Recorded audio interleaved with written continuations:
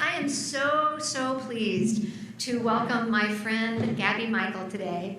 Gabby is an interfaith minister. She's currently working on the staff at Unity of the Blue Ridge in Mills River, North Carolina. We work together at Mission Hospital as trauma chaplains and end-of-life counselors. And Gabby has a lot more in her story, that some of which she's going to be sharing with you today. But Gabby, welcome to Jubilee.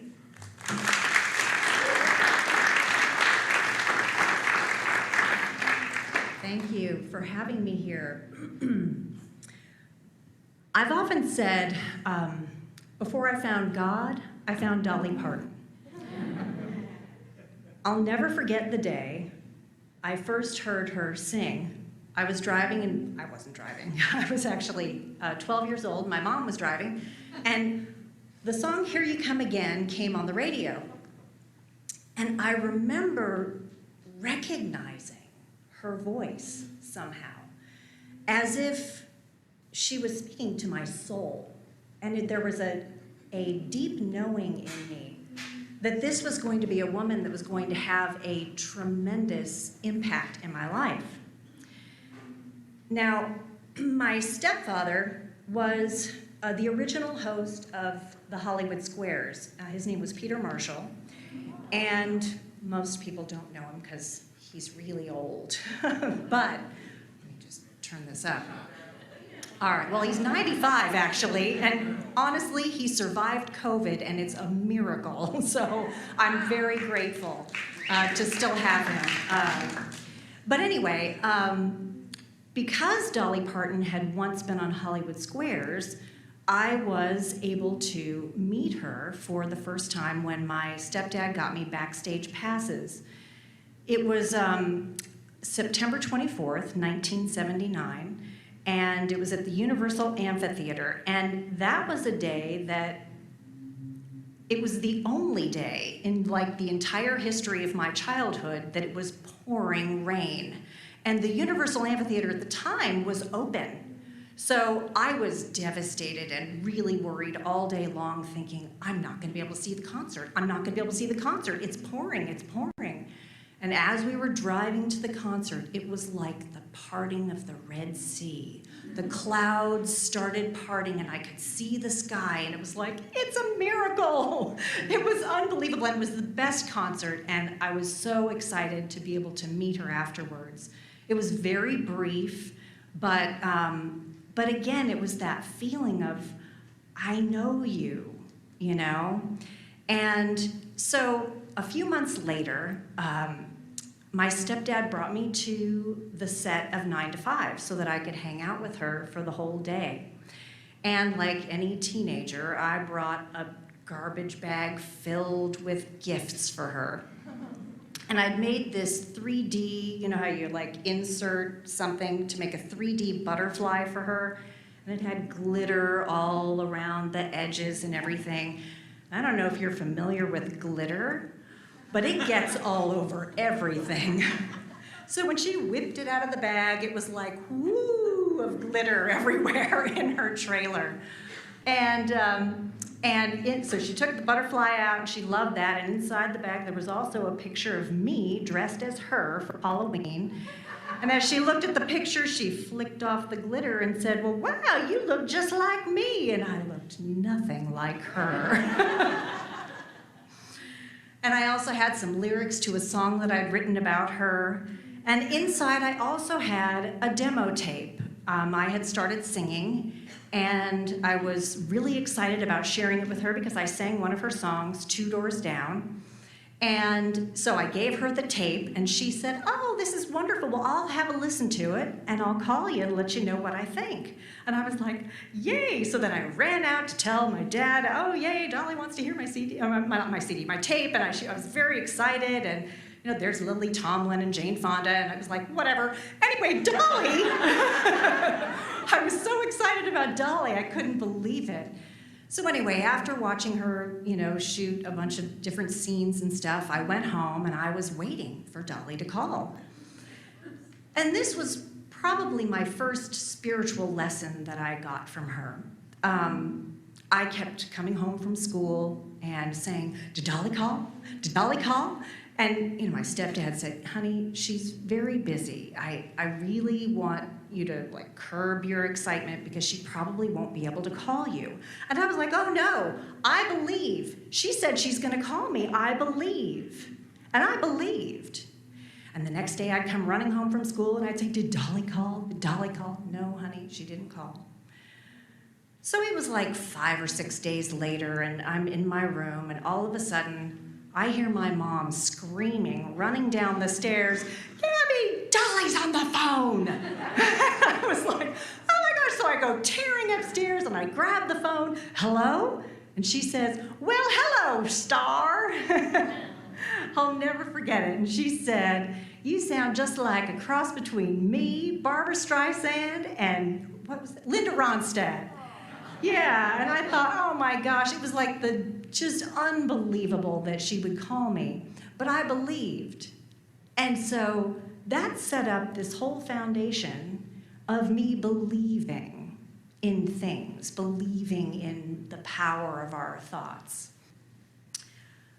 I built a relationship with her after that time, and I had like a kind of innocence that just allowed me to pick up the phone and call her or call her people and say, hey, this is Gabby, and Dolly'd like to, like me to come and visit, and I know she'd love to see me. And I just had like like they used to laugh at how like they couldn't believe that I'd have everybody at her office up and hopping and getting in touch with her and all that. And I'd get, visit her on all these sets and backstage at the Tonight Show and all this stuff. And then I turned 21, and it's like adulthood set in.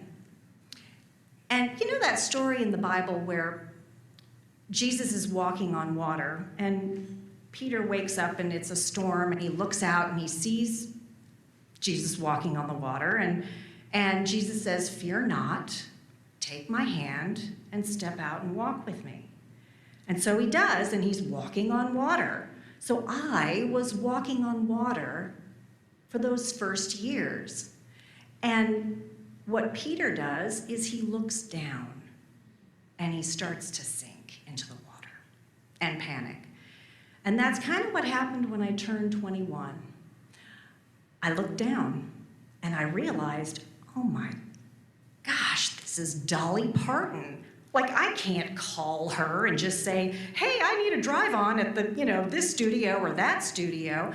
And so I kind of lost that innocence that gave me the ability to just call. So I lost touch with her for 8 years. And that kind of leads to my spiritual lesson number 2 that I got from her. So as most Californians do, I was taking a channeling class and learning how to channel. When in the middle of the class, the teacher said, okay, so now you're going to get a message from Spirit that you need to know for this week. So I got the words, don't delay. And I was like, okay, well, maybe, it's don't delay about my career or don't delay, I don't know. And so I shared what my experience was and that I heard the words don't delay. And, I said, it might have to do with my career. And she said, no, it has something to do with this week and you'll know it when it comes. And I was like, okay. So it was a Wednesday morning and I'm just waking up early and I'm laying in bed and I start to think about Dolly. And I was like, I miss her. And then I hear the words really loud, don't delay, don't delay, don't delay. And I was like, okay, but I don't know what I'm supposed to do with this don't delay. So I started thinking, do I even know anybody that's connected with her anymore? Do I even know her office number? I don't know anything anymore. And by this point, my stepdad had stopped doing Hollywood Squares, had retired from that. So I didn't know how to reconnect. And so I called my mom and I was like, I don't know, Mom. I had this don't delay message and I don't know what to do. Maybe she's going to be on the Tonight Show this week or something. Let me look. So I opened the TV guide and I'm looking on Friday. No, she's not on Friday. Thursday. No, she's not on Thursday. Today, oh my gosh, she's on the Tonight Show today, which means they film today. So I was like, who do I call? So I figured I've got to call her agent. So I found that innocence again, and I just called. And I said, you know, I'm an old acquaintance of Dolly's, and I haven't seen her in forever, but I noticed that she's going to be on the Tonight Show, and I just wondered if I could come and see her. Would you call her and ask her? And I couldn't believe I said it. She said, okay, let me get your number, and she hung up the phone, and I just was like elated that I even made the call. It didn't matter if she wanted to see me or didn't want to see me. It was like I pushed past that block that I'd had. 10 minutes later, the phone rings, and this woman says, Dolly is so excited, she can't wait to see you. She said it's been ages, and there'll be a drive-on for you at the studio, and blah, blah, blah. So I went to visit her, and it was just so lovely. And she said, you know, the office mentioned that you called and wanted to see me. And I said, yeah, I just missed you. I hadn't seen you in such a long time. And it was just us chatting about she was having a hard time, and I was, you know, having a hard time. Like, there were things that we shared that was really wonderful. So it reconnected us, which was a really nice thing. My spiritual path led to my ordination, and I then recorded my first CD in the year 2003, and I was releasing it in 2004, and I was really excited about it. And at the same time, my partner at the time and I were trying to start a family, and in January of 2004, we had a miscarriage, and so it was like, oh, you know, this is a little bit, you know, a little heartbreaking, but then I was still okay to go and release my CD in April, and I had a big party, and I sent my CD to Dolly, and she, you know, wrote a thing saying, oh, it's so exciting, and yay, and all that stuff. And then in July, my brother passed away. And then in October, my dear friend from when I was like 5 years old, she passed away. And then we had a baby daughter that died the next day. And I was crushed. And it was at a time when I was supposed to be going out and promoting my CD, and I was going into New Thought churches and trying to sing. And every time I went into a church, I got the message, our thoughts create our reality. And that was when I really started to understand that that principle is a kindergarten-like statement that needs a master's degree understanding. And what I learned from that experience was that we, in fact, our thoughts don't create our reality at all. Our thoughts create our experience of our reality, but they don't, in fact, change events, especially when they involve other souls. And I had to stop singing. I couldn't sing anymore. It just wrecked me. So I didn't sing for 15 years, and I started working at Unity of the Blue Ridge, and I'm the youth ed minister there. And it's been fun, you know, working with the kids and everything, and I knew it was the next step in my spiritual path. And then COVID came, and it was like, well, what am I gonna do to keep these kids engaged and entertained somehow, and while giving them spiritual food? So I started doing videos, and I thought, well, heck, I've got to, you know, just me talking, or my co-teacher, the two of us yakking back and forth wasn't going to be very entertaining. So I thought, well, I better do like music. So I bought a ukulele, and I bought a microphone, and I started singing again. And then I started doing music videos, and I learned GarageBand, and I learned, you know, I got a green screen, and I started putting me in front of like all these wacky scenes, and it got really fun. to sing again. And it was like a miracle for me to be able to just do it and not be perfectionist. It was like I had to get it done by Sunday, and if it was not perfect, oh well, it had to go out anyway. So it was a great way for me to sort of get my feet wet. So one day I was trying to figure out a song, and I was picking songs that, matched whatever lesson we were doing at the time.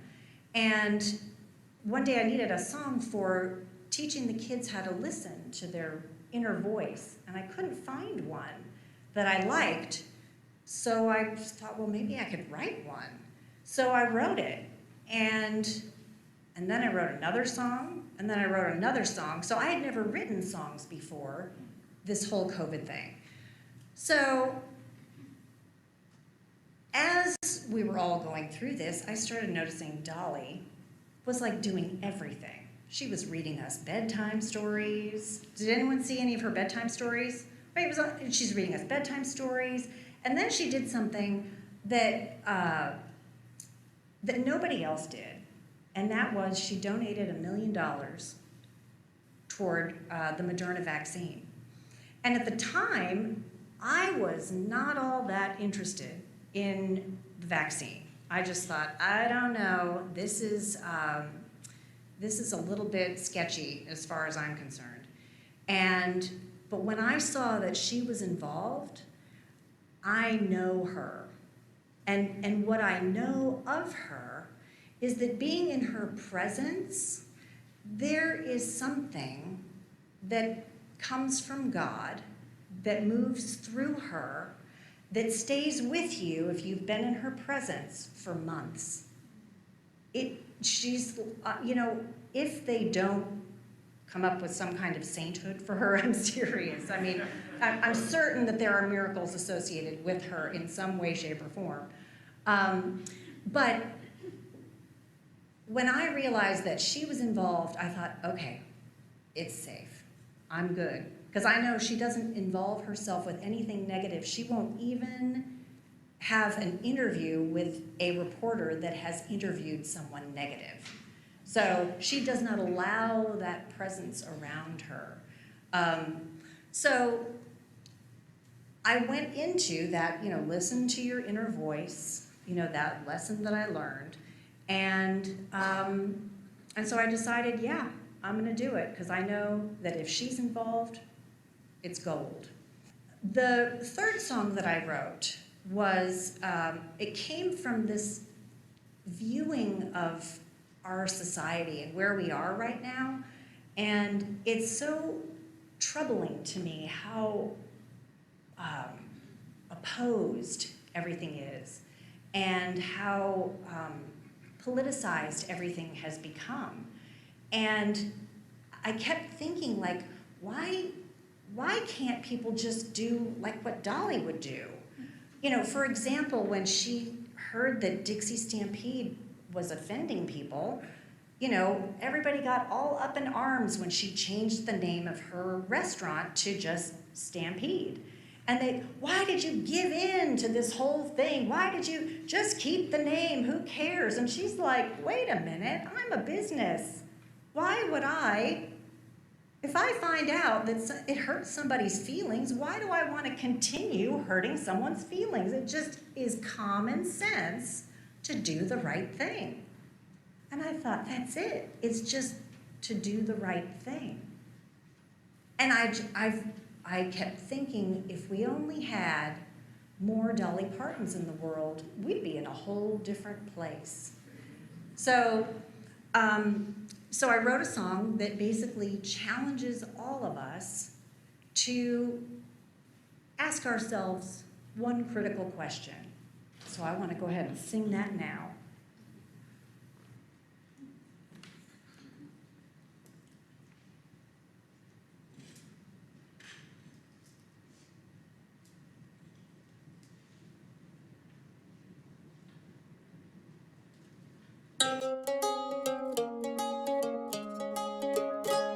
It seems our world has problems that we just can't solve. We can't agree on anything. Goodwill has dissolved.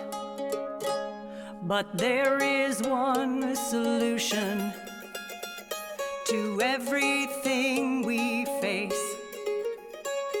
A certain kind of guidance we can all embrace.